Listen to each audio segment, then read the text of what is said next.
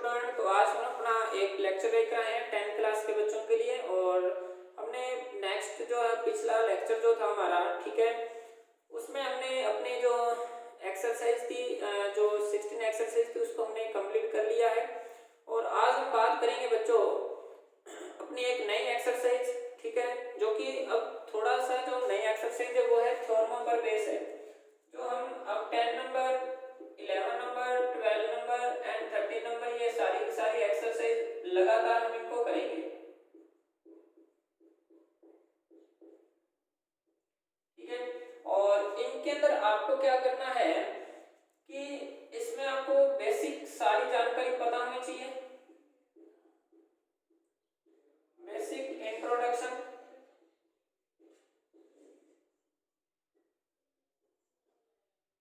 Basic introduction plus में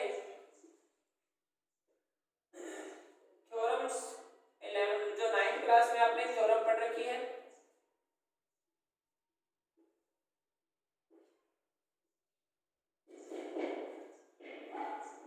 class की आपको क्या पता होनी चाहिए, थ्योरम्स पता होनी चाहिए। प्लस में 9th क्लास का जो बेसिक पार्ट है वो भी आपका क्लियर होना चाहिए, ठीक है। तो हमारा जो टॉपिक है आज का, हम 10 नंबर जो एक्सरसाइज है उसको स्टार्ट कर रहे हैं। जो हमारा आज का टॉपिक है वो है लोकस यानी बिंदु पथ।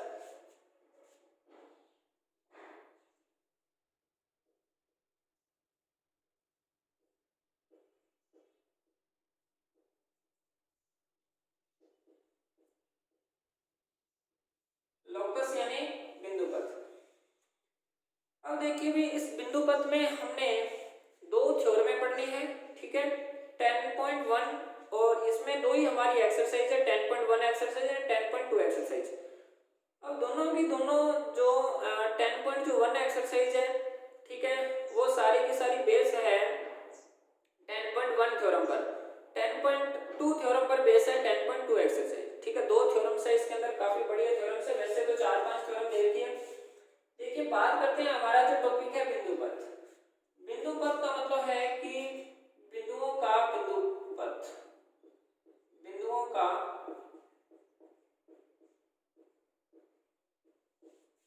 पाथ या रास्ता। देखिए भी जैसे कि मान लीजिए आपके पास कोई भी एक डॉट है, ये बिंदु मान लिया, इसके चारों ओर काफी सारे पॉइंट है,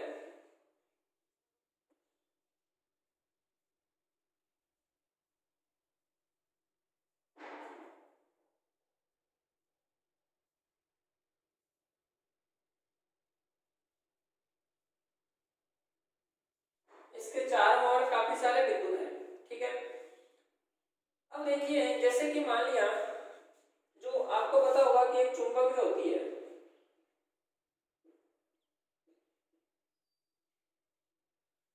चुंबक जो होगी, यदि हम उसको मिट्टी के अंदर रखेंगे तो उसके जो आसपास जितने भी यानी जो लोहे के कण होंगे वो उसकी ओर प्रतिकर्षित होंगे, आकर्षित होंगे। जितने भी लोहे के कण जो होंगे वो उसकी ओर क्या होंगे, आकर्षित होंगे।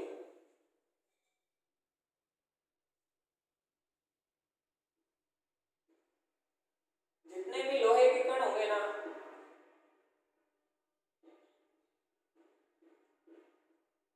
लोहे के कण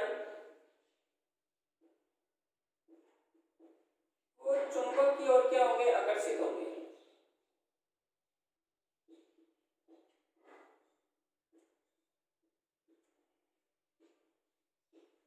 क्या होंगे, आकर्षित होंगे, ठीक है। तो वो चुंबक के चारों ओर एक गोल कुचेरा बना लेते हैं, मतलब गोलाकार आकृति बना लेते हैं। वो क्या बना लेते हैं, एक गोलाकार आकृति बना लेते हैं, ठीक है।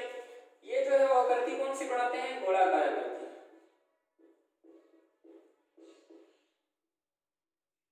ठीक है। अब देखिए यहाँ जो चुंबक है उसके चारों ओर मतलब काफी सारे बिंदु है, वो एक गोल मतलब गोलाकार आकृति के अंदर मतलब उसकी ओर आकर्षित रहते हैं। तो उस चुंबक का जो बिंदु पथ है यानी जो उस चुंबक का पॉइंट है, यानी जितने भी पॉइंट है उसकी ओर आकर्षित हो रहे हैं, तो एक गोलाकार आकृति बना रहे हैं, यानी एक गोलाकार आकृति बना रहे हैं, ठीक है।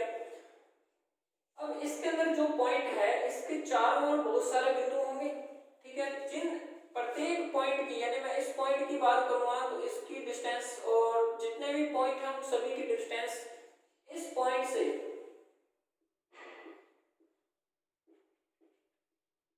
इस बिंदु से क्या रहेगी, सभी की डिस्टेंस एक जैसी रहेगी। क्या रहेगी, एक जैसी, ठीक है। तो ये जो बिंदु है उसका ये जो पथ बना, ये जो बिंदु है इसका जो ये पथ बना उसको अपने सर्कल बोलते हैं। क्या बोलते हैं, सर्कल यानी वर्त, ठीक है। क्या बोलेंगे इसको, वर्त बोलेंगे। ये बिंदु है, इसके चारों ओर बहुत सारे बिंदु हैं, तो उन जो फिक्स पॉइंट है उन सभी बिंदुओं से दूरी एक जैसी है, और जिसको हम बिंदुओं के मतलब संग्रह से जितने भी बिंदु बनेंगे उन सभी को हम बोलेंगे सर्कल बन गया। और ये हमारी सर्कल की क्या होती है, रेडियस।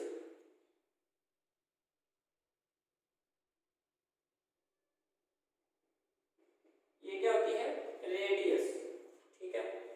इतना लिखिए फिर आगे बढ़ते हैं।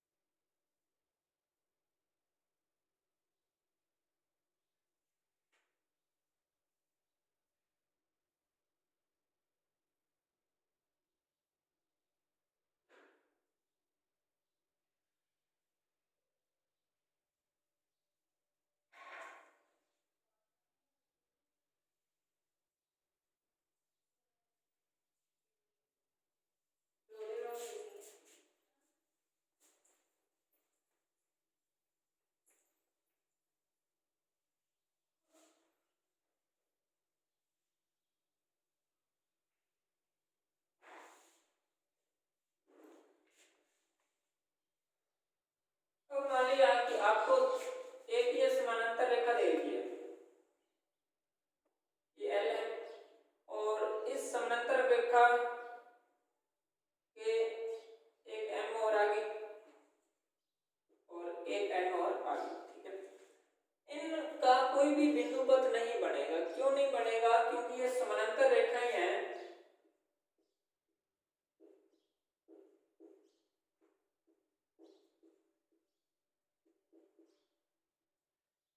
ये कहीं भी एक दूसरे से टकराएगी नहीं, ठीक है। जब तक ये एक दूसरे से टकराएगी नहीं तो कोई भी इनका बिंदु पथ नहीं बनने वाला, ठीक है। उसके बाद में आपको जो है भुजाओं का समद्विभाजन और कोण का समद्विभाजन ये सब पता होगा, ठीक है। पहली जो हमारी थ्योरम है, यानी जो 10.1 थ्योरम है,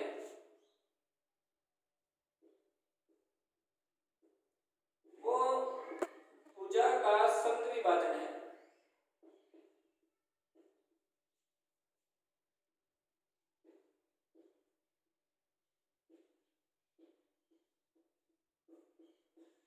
इसका समद्विभाजन है भुजा का। देखिए कैसे, जैसे मान लिया ये सर्कल है, ये सर्कल का सेंटर, ये सर्कल की रेडियस और ये उसकी जीवा, क्या होगी, जीवा। मैंने क्या किया, इस सर्कल के सेंटर से जीवा पर क्या किया, लंब डाला, ठीक है। तो ये जो लंब डालेंगे तो वो क्या करेगा, इस भाग और इस भाग को क्या करेगा, बराबर दो भागों में डिवाइड कर देगा। क्या करेगा, इन दोनों भागों को आपस में क्या कर देगा, वो डिवाइड कर देगा। देखिए पहले से ये दोनों तो आपस में बराबर हमें दे रखे हैं, पहले से हमें ये दोनों तो आपस में बराबर दे रखे हैं, रेडियस है इसलिए बराबर रहेगी आर और आर,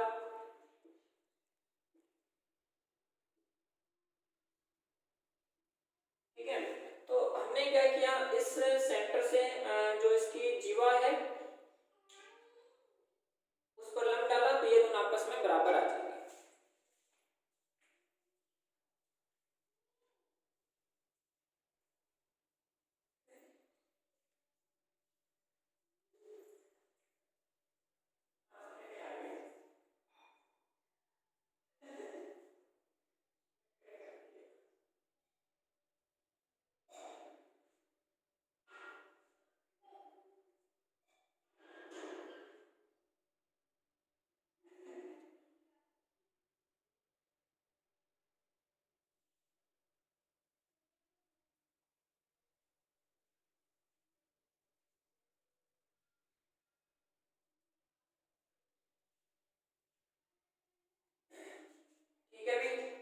इसमें हम इसको इस प्रकार से भी पढ़ सकते हैं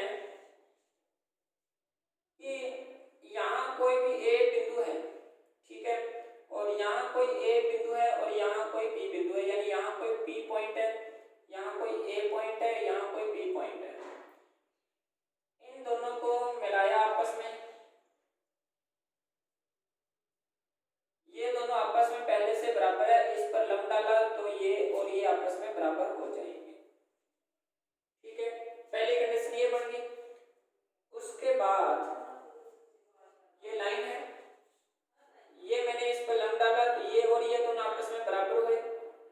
जब मैंने इस पॉइंट और इस पॉइंट को आपस में मिलाया तो ये दोनों बाद में फिर बराबर हो जाएंगे। इसमें आपको बच्चों फर्स्ट थ्योरम के अंदर दो कंडीशनें याद रखनी है। पहली कंडीशन तो ये है कि कोई भी एक पॉइंट दे रखा है P, उसको हमने A से मिलाया और B से मिलाया तो वो दोनों आपस में दूरियां बराबर रहती है। यदि मैं P पॉइंट से AP रेखा पर लंब डालूंगा तो वो दोनों भाग भी आपस में क्या हो जाएंगे, बराबर हो जाएंगे। अब यदि हम यह काम पहले करें, यदि इस पॉइंट से मैं इस लाइन पर लंब डालूं, परपेंडिकुलर डालूं, तो ये और ये भाग आपस में बराबर रहेंगे, हो जाएंगे। फिर मैं यदि इस पॉइंट और इस पॉइंट को और इस पॉइंट और इस पॉइंट को आपस में मिलाऊं तो ये भाग और ये भाग आपस में बराबर हो जाएंगे। ये 10.1 एक्सरसाइज 10.1 थ्योरम के अंदर दो कंडीशनें हैं, ठीक है, जो कि आपको याद रखनी है। ये जो है वो भुजा का समद्विभाजन, ठीक है, तो अच्छे से इन सब चीजों को समझना है। और जो हमारी 10.2 थ्योरम है बच्चों, वो कोण का समद्विभाजन है। किसका समद्विभाजन है? कोण का समद्विभाजन है, जिसको हम अच्छे से जो है वो समझेंगे, ठीक है। और आज के लिए बस हम इस n जो हमारी 4 एक्सरसाइज बची हुई है, एक 5 में, वो एक दिन का काम है, ठीक है, जो हमारी विविध है, जो वैदिक गणित है, और हम इन एक्सरसाइज को अच्छे से जो है वो समझेंगे। इनके सबसे पहले बेसिक के बारे में जानकारी प्राप्त करेंगे, उसके जो बाद में हम इनको अच्छे से जो है इनकी थ्योरम में, ठीक है, इनके प्रश्न किस प्रकार से करने हैं उनको अच्छे से जो है हम समझेंगे, ठीक है। और आपका जो है हमने 2 नंबर एक्सरसाइज,